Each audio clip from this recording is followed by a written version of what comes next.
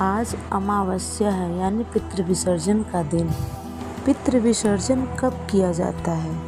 यह आश्विन मास भाद्रपद शुक्ल पूर्णिमा से शुरू होकर अमावस्या तक के श्राद्ध पक्ष के अंत में मनाया जाता है। इस दिन पितरों का तर्पण करने से वे खुश होकर आशीर्वाद देते हैं। जिन लोगों को श्राद्ध की तिथि ज्ञात नहीं होती वे भी इस दिन सामूहिक रूप से अपने सभी पितरों का श्राद्ध कर सकते हैं। क्या आपको पता है इस दिन को पितृ विसर्जन क्यों कहा जाता है? पितृ का मतलब है पूर्वज और विसर्जन का अर्थ है विदाई देना।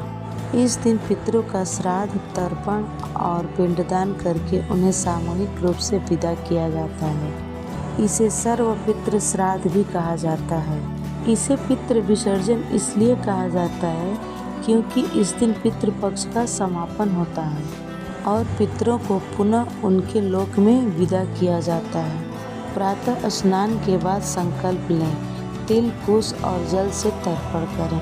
पिंडदान कर पितरों को अन्न और जल अर्पित करें। ब्राह्मण या ज़रूरतमंद को भोजन, दान और वस्त्र दें। अंत में पितरों से आशीर्वाद लेकर उनकी विदाई करें।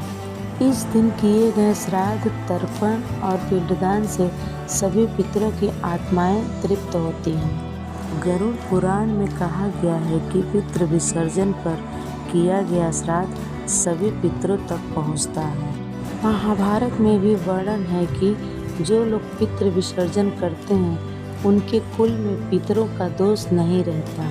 पद्म पुराण में इसे सर्वपितृ मोक्ष अमावस्या कहा गया है। इसी कारण पितृ विसर्जन को पितरों की विदाई का महापर्व माना जाता है। इस दिन मांस, मदिरा और तामसिक भोजन वर्जित है। कौवे, गाय और कुत्ते को भी अन्न देना चाहिए क्योंकि इन्हें पितरों का दूत माना गया है। घर के बड़े बुजुर्ग का श्राद्ध कोई एक व्यक्ति ही करे, अधिकतर बड़ा पुत्र ही करता है। मान्यता है कि जो लोग पितृ विसर्जन करते हैं उन पर पितरों का आशीर्वाद सदैव बना रहता है और पितृ प्रसन्न रहते हैं।